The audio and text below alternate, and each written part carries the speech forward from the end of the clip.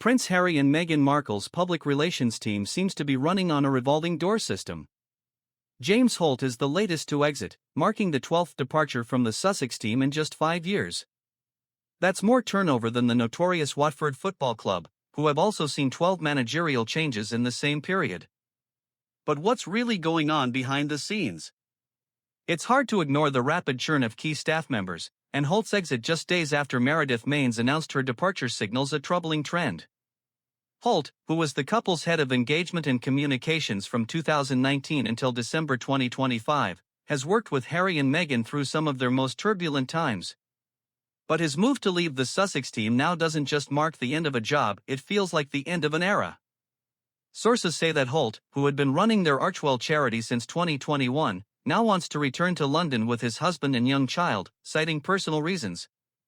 However, insiders claim that his exit is more about the difficult realities of working for Harry and Meghan. It seems that the Sussexes PR operation is now officially a job no one can handle. And James Holt isn't the only one. Over the past few years, Harry and Meghan have gone through a staggering number of PR exits, including a stunning 6 departures in 2025 alone. For many of their former staff, their time with the couple doesn't even make it to their LinkedIn profiles anymore. Former employees describe working for the Sussexes as an impossible, miserable job, earning them the nickname Sussex Survivors Club. So, what's going on behind all these departures? Why does Harry and Meghan's brand seem to repel anyone who comes near it? According to sources, Holt's departure is just the latest example of how the couple's internal operation is unraveling. Holt himself described his time working for Harry and Meghan as a great privilege, but sources say there's a growing frustration with the constant transition within the team. One insider said, he's frustrated that his moving back to the UK is coming at a time of transition for the Duke and Duchess, hence is staying on for a few months to manage things at Archewell. Meanwhile, Meredith Mains, the chief communications officer who started in 2025, lasted less than a year before stepping down. Her exit was particularly messy, surrounded by rumors of a fallout after a controversial summer meeting with King Charles's communications secretary. Was it the media storms, the personal tension, or simply the weight of trying to keep up with the Sussexes' never-ending media circus? Sources claim Mains left due to the constant pressure of trying to repair the couple's increasingly strained reputation. The public dramas around Meghan's surprise trip to Paris Fashion Week, where she was photographed along the same route as Princess Diana, only added fuel to the fire. Criticism soon followed, including accusations of PR blunders, and by October, Mains was on her way out. But as always, the Sussexes remained tight-lipped about the real reasons behind their PR team's high turnover. A spokesperson for the couple said, Meredith Mains and Method Communications have concluded their work with Archewell. The Duke and Duchess are grateful for their contributions and wish them well.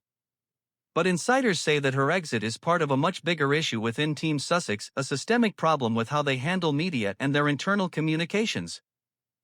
A former staffer summed up the situation succinctly, when anything negative comes out, someone has to pay. It's a miserable and impossible job. Meghan will get disappointed by one thing and then ice someone out. She will never let you live it down or forget how you let her down. But it's not just the PR team that's in crisis. Ashley Hansen, their global press secretary, worked for the Sussexes from May 2022 to October 2024, helping with projects like Meghan's Archetypes podcast and global media outreach. Yet even she eventually stepped away to focus on her own firm, despite public statements of unwavering support for the couple. So what's the final takeaway from all these staff departures? Is it simply the nature of working for a high-profile couple like Harry and Meghan, or is there something deeper at play? The truth is, the Sussex brand, once touted as a global empire waiting to be built, seems to be unraveling from the inside. Staff churn, poor media management, and a constant PR crisis have taken their toll. And no matter how many glossy statements are issued, the fact remains, Harry and Meghan are losing people, and at a rapid pace. Will this be the downfall of their media empire, or are they just getting started?